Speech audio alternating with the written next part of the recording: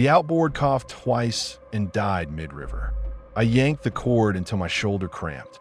The river kept carrying us sideways toward a snag of half-submerged trees. I jammed the paddle in and tried to push off. The current laughed and pinned the boat. Rain hit hard and fast. The river rose right in front of my eyes. My dry bag floated, bumped the gunwale, and slipped away. I grabbed for it and missed. My food, my lighter, my fucking antibiotics gone. We climbed onto the log jam and crouched there while the boat banged and twisted below us. Something swirled under the brown water. A caiman head surfaced, then another. They didn't rush. They just waited like the river belonged to them. My shin scraped a branch and opened a long cut. It didn't even hurt at first. It just leaked. Flies found it within minutes. I wrapped it with a dirty bandana because that's what I had, and I watched the bandana turn pink and then rusty. Eli kept saying we should shout for help. I kept saying shut the fuck up because help in places like this shows up with a gun. He called me dramatic. Then we saw the first empty fuel bottle roll by in the current, and he went quiet. We've been dumb and proud. 2 guys, rented outboard, cheap maps, a plan that depended on everything working. The jungle doesn't care about plans. The engine died, the river took our bag, and the only solid ground was a pile of slick dead trees with reptiles circling like they had reservations. The rain eased into this steady sheet. The boat half submerged and kept slamming the log jam like it wanted to tear itself apart. I tried to pull it closer by the rope, and the current almost yanked me in. I let go and watched the rope whip away.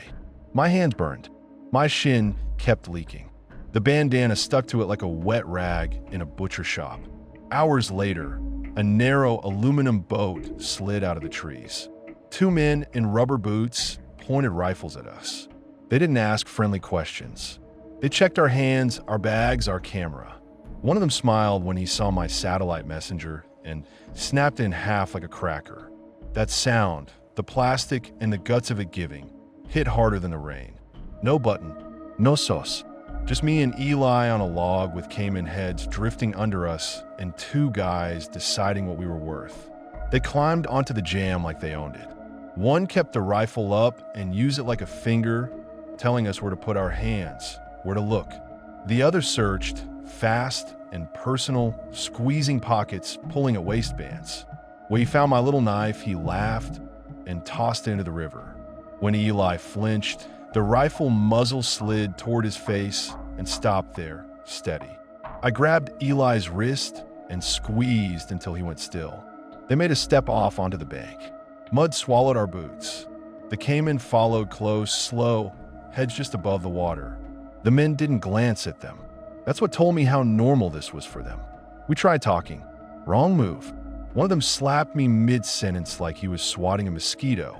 Eli started to mouth off, got a rifle, but into his chest and folded. After that, we used nods and shut mouths. They walked us through trees so tight the branches kept whipping my face. Every step pulled my shin cut open again. Warm blood ran down into my sock and mixed with river water. The flies never left. They found the wet and stayed there. The camp sat under black plastic like a wound covered with trash. Diesel drums everywhere. A generator rattling nonstop. Mercury stink in the air, gray sludge in a pit. Pumps, hoses, stained tarps. Men with raw hands moving mud like it was their whole life. Nobody looked surprised to see us. That might have been the worst part. They dumped our stuff on a table. Phone, camera, whatever we had left. The guy with the cigarette peeled my ID from my wallet and slid it into his pocket like he was keeping my name. He smiled like a dog, showing teeth. Eli watched, and I saw that panic hit him. The moment you realize you're not a person anymore. You're an object in someone's routine. One of them shoved a jerrycan into my arms and marched me toward the riverbank like I was hired. The handle cut into my fingers. Fuel sloshed. I slipped on the mud and caught myself on my bad leg and almost screamed. The cigarette guy laughed and stepped on my heel to hurry me. I swallowed it. I stared at the ground and stayed alive. Up the bank, Eli did the stupid thing. He argued. I heard his voice rise, then a smack, then the sound of someone laughing. They dragged him down where I could see, made him kneel in the mud, and left him there while I poured fuel into their tank. He kept his eyes on me, not begging, just accusing, like this was my fault for being right about help. Night came fast. The generator drowned everything, and the camp turned into silhouettes moving in smoke. They tied a loose rope to Eli's wrist and looped it to a stake. They didn't tie me. They didn't need to. They thought the jungle was enough. My shin throbbed.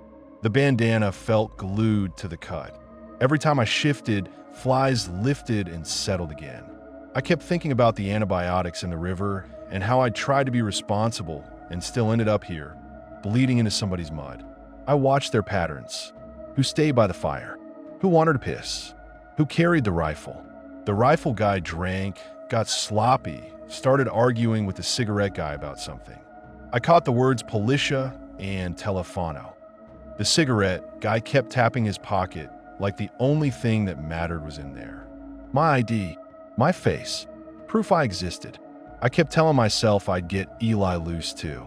I crawled closer on my belly, inch by inch, using the generator noise as cover.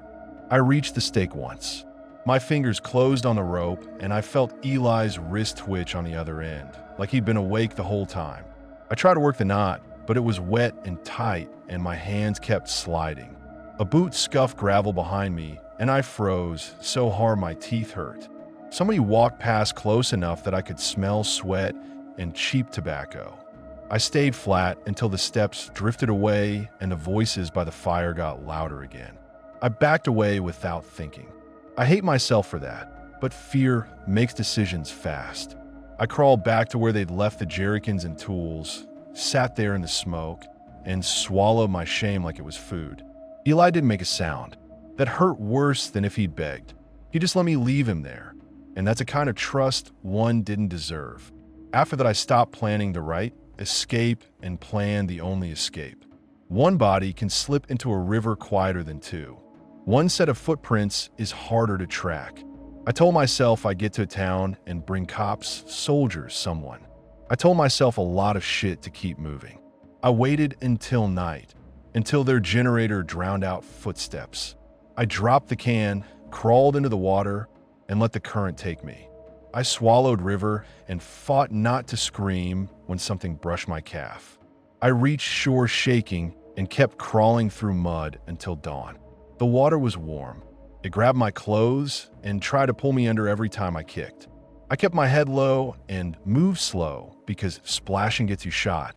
I felt reeds scrape my arms. I felt something heavy bump my thigh and my whole body locked up. Branch, fish came and didn't matter. I just kept moving and kept my mouth shut. At one point, the current spun me and shoved brown water down my throat. I choked and bit my tongue to keep quiet. Blood mixed with river and diesel, and I want to cough it all up, but coughing is loud. I held it until my eyes watered and my lungs felt like they were ripping. When my feet hit mud, I crawled into the reeds and laid there with my face in wet grass, listening for boots. I heard nothing but the river and my own stupid breathing. I stayed there until the sky went gray. In daylight, I tried to stand and my leg buckled. The bandana was gone, probably ripped off in the water. The cut looked swollen and clean in a way that made my stomach flip. Something moved in it, just a twitch, like the meat itself was thinking. I limped through trees all morning, following trash and tire tracks, because trash means people and people means a road. I kept expecting the camp to find me. Every engine sound made me drop in a brush. Every bird that snapped a twig made my heart slam. I hit the outskirts of a town by mid-afternoon. Tin roofs, barking dogs, a couple kids staring like I crawled out of the river for fun. I found a bathroom behind a shop and locked myself in. My hand shook so hard I could barely untie my boot. Back in town, I unwrapped my shin and saw the cut crawling. Tiny white larvae squirmed in the meat like the jungle planted its own souvenirs. I dug them out with tweezers and threw up into the sink.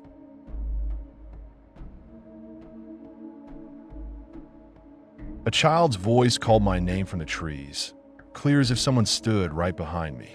I froze with my flashlight in my hand and my heart banging like it wanted out. Nobody in our group had kids with them. Nobody spoke my language out here except me.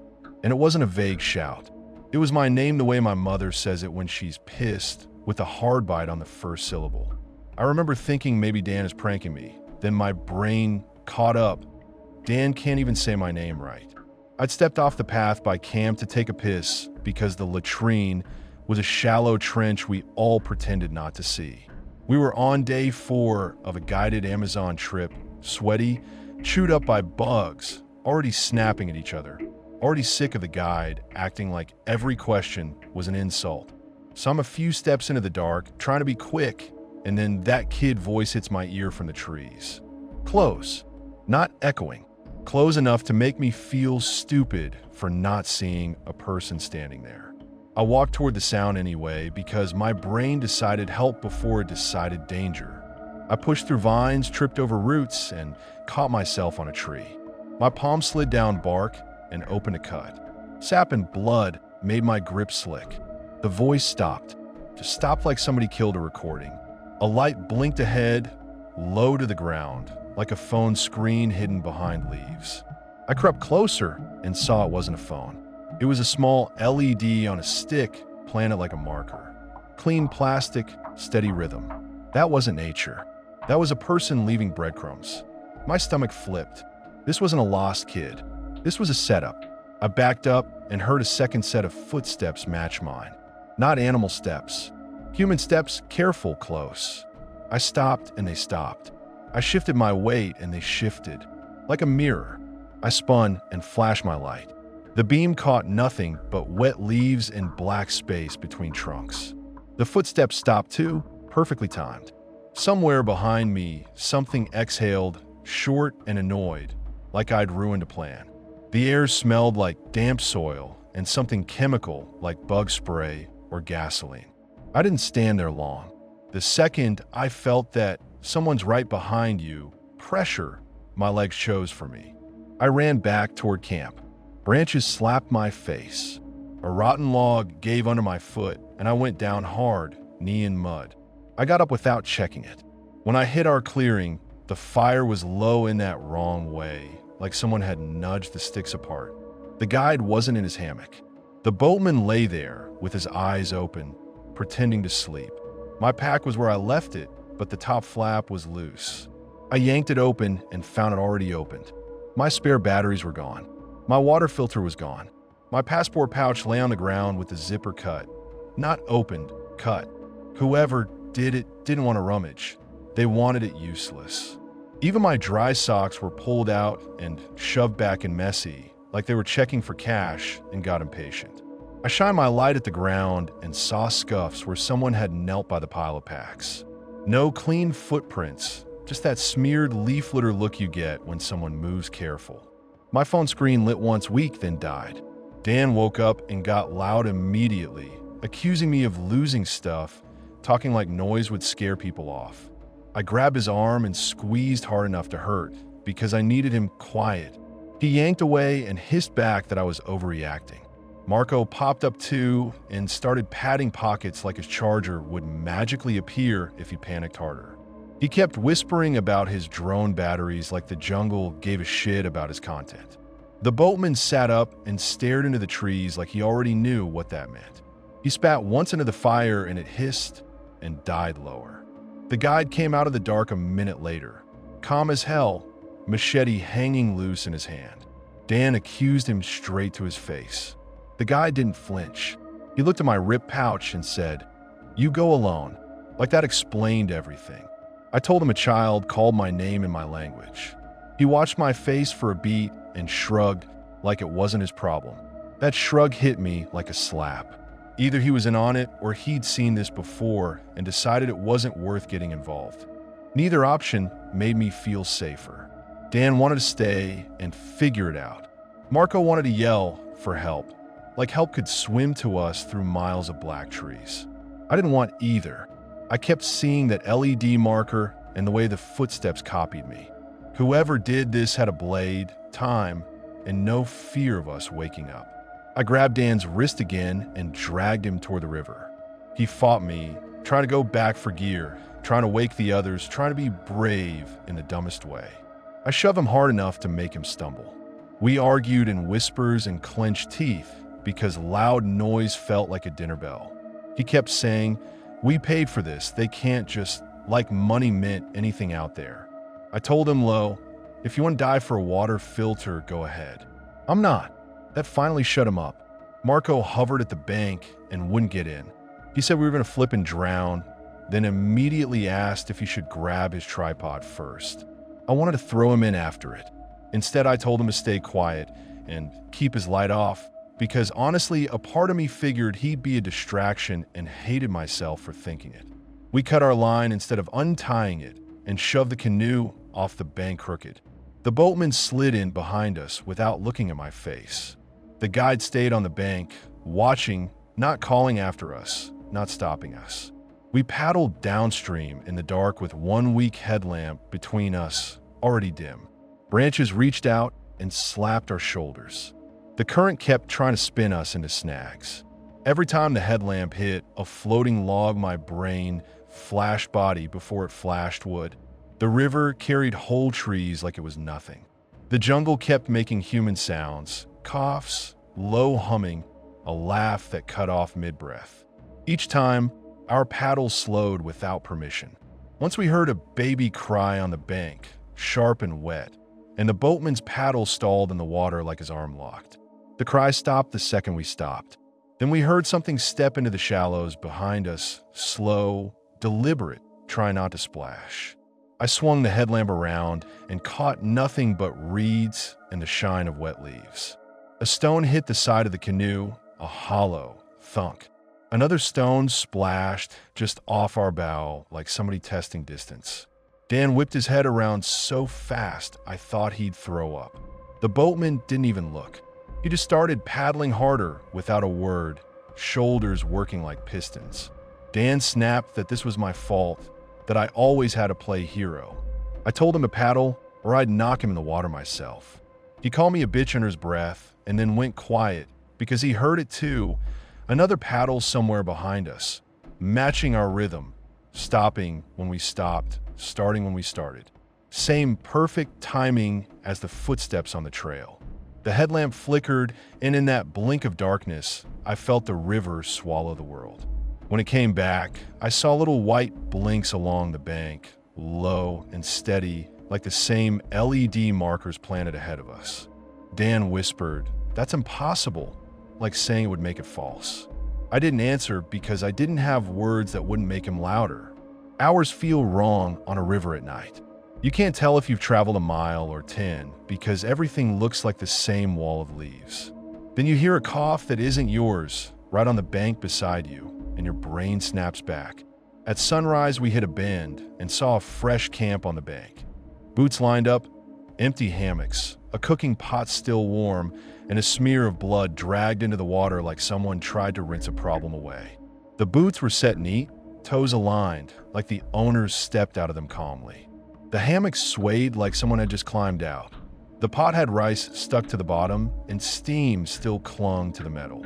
Flies already hovered over the smear, even though the sun was barely up. The blood trail didn't end at the waterline. It blurred into it, like somebody tried to scrub a floor that wouldn't clean. Dan started to reach for the bank like he wanted to stop. I yanked his arm back, so hard his shoulder thumped the gunnel. He whispered that we couldn't just leave people. I whispered that whoever did, that was still here and watching us decide, and that stopping was exactly what they wanted. He tried to argue again, and I leaned in and told him, through my teeth, that if he stepped out of the canoe, I would leave him right there. He stared at the blood smear, swallowed hard, and sat down. We didn't stop. We didn't look too long. We just kept paddling until our arms went numb, because the Amazon doesn't need ghosts to trap you. It just needs people who know the paths better than you do.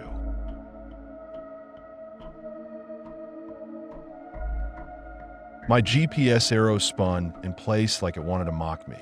I shoved the phone back in my pocket and kept hacking with the machete because stopping meant admitting I'd lost the trail. The canopy killed the sky. Every turn looked the same. I marked trees with cuts and still walked back into my own cuts an hour later. I'd see my own bright slashes, fresh wood, 3 ugly lines, like the jungle was handing me a receipt for my stupidity. I kept telling myself, one more bend, one more ridge, and the real path would show up and we'd both laugh about it later, like this was just a detour. The phone kept lying anyway. Every time I checked it, the arrow spun again, like it was dizzy, like it wanted to waste my battery out of spite. My guide started yelling at me for pushing ahead. Not talking, yelling like volume could steer us. He kept pointing behind us, insisting we go back the way we came. I told him the phone said we were close to the trail. He laughed sharp and said the phone was useless under this canopy, and I was too stubborn to admit it. I told him he was stalling. He told me I was acting like a stupid tourist swinging steel around. I shoved past him anyway. He grabbed my pack strap. I shook him off. We both slipped in slick leaves and landed hard. My knee cracked into a root and pain flashed up my leg. He kept cursing and trying to get his footing while I got up first and kept moving out of spite.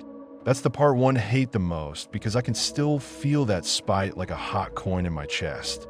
The longer we argued, the more the jungle felt like it was leaning in, listening, and that feeling made me angry before it made me scared. He kept barking that I was turning us around. I snapped that he was the guide and he should guide instead of bitching. He stepped in front of me again and grabbed my arm, nails digging through sweaty skin, and said something in Spanish that sounded like a warning wrapped inside an insult. I yanked free and told him to keep his hands off me. He shoved my shoulder. I shoved back. We almost went down again. Then I swung the machete into a vine just to do something besides fight, and the sound of it chopping felt like proof I was still in control. I stepped on a fallen log and it moved. It's boiled up my boot and into my pants. 1 second my weight was on that log. The next my ankle felt like someone jammed hot needles into it. I looked down and it was like the ground turned into moving pepper. They poured over my laces, climbed my shin, hit my calves, found a gap in my waistband like they'd been trained for it. I dropped the machete, ripped my belt open, and yanked my pants down halfway while slapping my legs like a maniac. They bit through fabric. They crawled under my socks.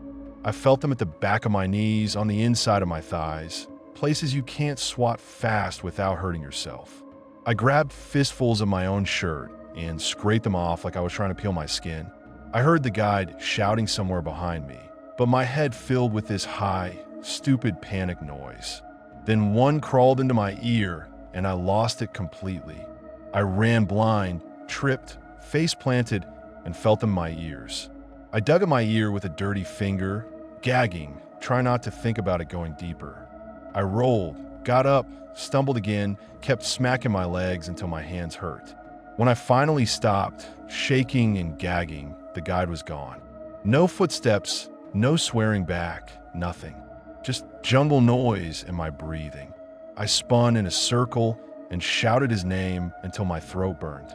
I expected an answer, even an angry one. Nothing. I stumbled back the way I'd come, looking for his prints, looking for any snapped twig that wasn't mine. I found my own smeared tracks. I found a machete where I'd dropped it, ants still crawling on the handle like they owned it now. I didn't find him. The silence around that was wrong. It didn't feel like someone walked away. It felt like someone got removed. I forced myself to stand still and listen. A bird called high up. Something small skittered in the brush.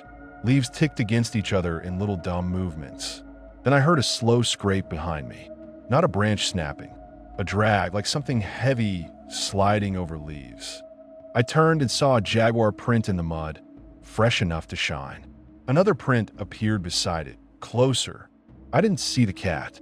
I just felt it like pressure on the back of my neck and the sense that my body was already being measured. I held the machete out with both hands and tried to breathe quiet. My eyes flicked everywhere, trying to catch a tail, a blink, a patch of fur, anything that would make it real and not just a presence. I tried to back up slow like the smart thing, but my legs didn't listen. A leaf shifted to my left and my body chose for me. I ran. I didn't run smart. I ran like prey. I crashed through vines, caught my shoulder on a branch, tore skin, didn't stop. I kept waiting for weight to slam into me. I kept waiting for teeth to close on my leg. I heard nothing but my own panic and the jungle swallowing it behind me. I hit a clearing with stacked logs and a tarp roof. Chains hung from a beam. A plastic chair sat under it with dried, dark stains on the seat. The stains weren't splatter. They were smeared like someone sat there and shifted and tried to stand up too fast. A coil of rope sat in the dirt with the end frayed like it had been sawed through something rough. A metal hook lay off to one side like somebody dropped it mid-task. There were boot prints that weren't mine, deep and squared, crossing the clearing and disappearing back into the trees. A radio said something in Spanish, then cut out. The way it cut out didn't feel like bad reception. It felt like a hand flicking a switch. My stomach turned hard enough that I gagged again, and I hated myself for staring at the chair like it owed me answers. I backed away and stepped on a bottle. Glass popped. The jungle went quiet for a second like it listened. That silence hit harder than any noise. Even the insects dipped out, like everything waited to hear what came next. I froze, heart hammering, and I felt watched again. Not animal this time. Human, patient, mean. I didn't call out. I didn't look for help. I sprinted into green and didn't stop until my lungs burned and my legs shook. I ran ugly. I slipped, hit the ground, scraped my forearm open, got up without thinking. I followed any broken stem that looked fresh. I kept glancing back, even though I didn't want to see what might be there. Every time I slowed, my brain shoved that chair back into my face. Chains, stains, the radio dying, the way the jungle held its breath after the glass. Hours later, time meant nothing. I hit a faint line of old machete marks and clung to it like it was a rope. I followed it until it widened into the actual trail we were supposed to be on. Seeing it made me want to laugh and puke at the same time. I half ran, half limped back toward the pickup point, whispering fuck at myself, at the guide, at the whole trip, because the only thing worse than being lost is realizing you were close to being unlost the whole time. I made it back near dusk with my clothes torn, bites swelling, hands trembling. The driver stared at me like I'd crawled out of something he didn't want near his truck. I asked where my guide was. He shrugged, then looked past me, like he didn't want to put words around it. At the local office, I told him everything messy and fast. The trail, the fight, the ants, how I lost him, the jaguar prints, the clearing with chains, the stain chair, the radio. I expected the room to change when I said chains. Nobody moved. They asked times, routes, whether we argued, whether the guide had been drinking, whether I'd paid him already. I said yes, we argued, because I wasn't going to pretend I'd been some calm professional. One guy wrote it down like I was describing a broken alternator. Another nodded like he already knew what kind of story this was and just needed the paperwork to match. They sent out a search the next day. A couple men walked the obvious paths and called into the trees for a few hours. They came back with nothing. No buck, no body, no sign he'd ever been there, like the jungle just erased him. I never found the guide again. I told the authorities later. They nodded like I'd told them the weather.